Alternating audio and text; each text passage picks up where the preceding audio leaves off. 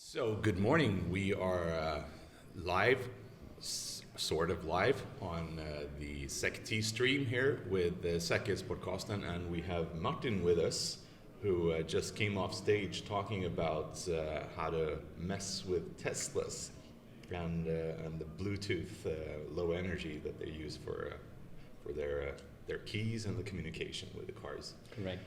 So that was an awesome talk, and I have to say I've watched. So I'm actually one of those who watched your videos. Part of the statistics anyway. We actually covered it. We covered it on our podcast when it Thank came you out. very much. Yeah. So amazing research. I'd have to say it's really takes some dedication, right? Yes, it was quite some work. You can ask my wife. She was bearing with me during the whole time, and she was giving me a lot of support, and it wouldn't have happened without her. And from what I understand, your garage isn't near your house, or? Yeah, it's like we live on the second floor, so it's like down the stairs, down to the cellar, back out to the back of the house, and then there's the garage. So it's taking 5 minutes for me to get there. Is there any particular reason? Because you started out with Tech Radar, Tesla Radar. And then you went down into more and more security research here. Was it the insanity just kept growing bigger and bigger, or did you have some particular goal in mind? I didn't have a particular goal in mind. I always wanted to know more about the protocol spoken between the phone and the car. And I don't know for what reason it did take me so long that I didn't try that out, because I think it came down to being a little bit bored and having that hardware lying around and that idea which existed for a long time in my head. And finally in June of last year, I plugged that all together, and as said, I was really disappointed of that just working out of the box. So no specialized scripts, no whatever, 2 Raspberry Pi B+, the ones that do not consume a lot of battery, since I had to always swap the batteries after my 5 minutes walk to the car. Yeah. So there's no electricity in the garage, so always the tech was powered off USB power banks. And B plus Raspberry, I have some lying around still, some more left, and I was happy to have a use case for them. That's good. Good use of old hardware. Yes. So finally it's paying off being a hardware machine. Yeah. And I think if we break down a little bit what you have done or learned, so first off, you have done some research in collaboration with others with understanding the Tesla protocol messages, and you have built the Tesla Radar app, which makes you find Teslas close by? No, so the Tesla Radar app was the very first thing I did because of that permanent ID that every Tesla Model 3 and Y have.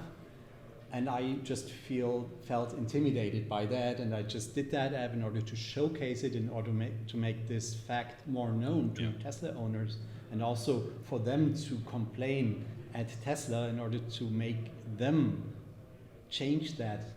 So it started out as a privacy issue. It started out as a privacy issue, and all that came along later on was out of curiosity. Yeah, and later on you also find out that this weird number that is some hashing thing, and you could build a rainbow table to do a quick look. That was a big coincidence. Yeah. I was playing around with crypto with CyberChef, right? You know that? And I was pasting in stuff because also out of boredom, and later on I found that SHA-1 method in the obfuscated app code, but I did not look for it beforehand, so that was a lucky punch for me. Should we do assuming someone doesn't know a rainbow table? We're super genius here, so we of course know everything about a rainbow table, but to a layman person, what is a rainbow table and how do you use it? So the issue of the problem, I shouldn't start out with the problem. I should say the situation is that these 8 bytes are generated that are used in the Tesla name. They're generated by using the SHA-1 hash of the bin, And the SHA-1 hash is a cryptographic hash, which is one way, right? Yep. You cannot reverse its direction and see, so this is the SHA-1 hash, what was the clear text that was hashed with that? You can't do that. And even worse, so this is not a full SHA-1 hash that is used in that ID or in the device name. It's just the first 8 bytes of it. Yeah. So it's a chopped up SHA-1 hash, and of course, even if there was a reverse direction for it, you couldn't use it since it's not a full hash, right? So, Yeah. but the idea behind that rainbow table is, and since a VIN number is a very defined string of characters and numbers, you can just make up every possible VIN there exists. And since they have a structure, you can say only for the first 3 characters, it's encoding the manufacturing location. And you know it's like 2 different or 3 different values for that. And you make up a long, long list of these possible VIN numbers, and you hash them exactly how Tesla would hash them. Yeah. Like you do a SHA-1 and take the first 8 bytes. And you do that for every possible combination. And of course, you end up with having more VIN numbers that there actually are. Yeah. But you have every possible one. But when you just take the first couple of bytes, wouldn't that increase the risk of having collisions? Yeah, a lot. Yeah. Yeah, there is a risk of collisions, but also for Tesla, this might become an issue, right? Yeah. But I think it's not very often, so it didn't happen for my experiments. Yeah. And also because it's not the full range of characters. Even still, it's possible, right? Yeah. But if that would happen, I think Tesla just exchanges 2 cars, right? Yeah. And one is a Model 3 and the one is a Model Y, so this collision doesn't happen anymore for Yeah. this serial number or whatever. I think so they have some liberty there. Isn't it like the security level of a 64-bit hash is 32-bit, I think? You duplicate half it. So I think after producing 4 billion cars, you would start running into random collisions. Could be. But That would take a while. Yeah. To produce 4 billion cars. So maybe- Elon Musk needs to really dominate the car market for. He'll have to ship some more to Mars. That's still producing, assuming random. They could be really unlucky. So maybe we can assume that they never plan to do as many cars. Yeah. All right, cool. So anyway, your research started out as sort of privacy focused, and then you went down the rabbit hole and started looking at the communication between the car and the phone. And also you were talking about the pin to drive function that's sort of a mitigation, but not quite. But how do you think? I mean, you were mentioning that Tesla was an early adopter of the using the phone as a key. But what did they have done to sort of make this better? So the first idea I had is use pairing, right? Yeah. Bluetooth does have legacy security mechanisms as pairing, but then I discovered that within that protocol they also have like different form factors for keys, and one of the form factors would be called cloud key. Yeah. So, and I think that they have a big catalog of use cases that this technology is going to be used for. And Cloud Key would be like, I have an app, download the key for a Tesla that I rented, and then I'm able to unlock it and drive it, right? And by having a feature like that, it prohibits the use of pairing, because pairing implies that I have seen that vehicle with my phone already, which is not the case in this scenario. Right. So I think they limited the options for security quite a bit by introducing more and more use cases, as many people do, right? But- It's like but- featureitis, we call it in German. But for rental companies, like I know that some car manufacturers use the telematics backend for use cases like that. So when you've rented the car, the actual key is in the car, but you can unlock it with your phone. But then you're talking to the back end of the telematics system, and you're not actually talking to the car. So it's the telematics system that unlocks the car, and you can go in and get the key and drive. Yeah, I also had thoughts about that, and why Tesla is not doing it like that, because they do have that API that is also be capable of starting the car and everything. Yeah. But it requires you to have a internet connection, Yes. and that makes the overall thing less reliable, and it introduces some lag, right? Hell yeah, I can Right, communicate so- with my car when it's parked at home. Yeah, or in the, because I have the crappy garage, internet. right? Yeah. Right. So and I think they do not want to get punished for being innovative of introducing that kind of new feature by just failure of internet connections, which is not under their control. But should we just very quickly, because like the 132nd attack, which you showed, should we explain that to people who haven't seen the presentation? Like what is the core impact of it? So the core impact is that whenever an owner is using the NFC key card that came with the vehicle in order to unlock it, attackers in the vicinity, and saying vicinity is like the Bluetooth range, which can be extended to several hundred meters. With a good antenna. Yeah, right. Yeah. And I also prepared a video for that. I'm not sure if I'm going to releasing it. So I did an experiment over 200 meters. I wanted to have a 600 meters down from a castle where I live. But this castle is currently closed, so I couldn't finish the video. But you know, every time that key card is used in order to lock or unlock the car, attackers could use their VCSEC client, so to speak, and enroll their own key into the vehicle and could use it anytime. Yeah, and I think it makes it really obvious in the video that something is wrong, like because it basically you're just using your key card if you imagine that you are the person under attack. Yeah. So using the card, you're gonna enter, and somehow suddenly there's one person more who has control of your car. So the funny thing is, if you're using your phone as a means to unlock the car and you have the official app, you will get a notification whenever there's a new key enrolled into your vehicle. Mm-hmm. Yeah. But once you read that, it's already the case, right? Yeah.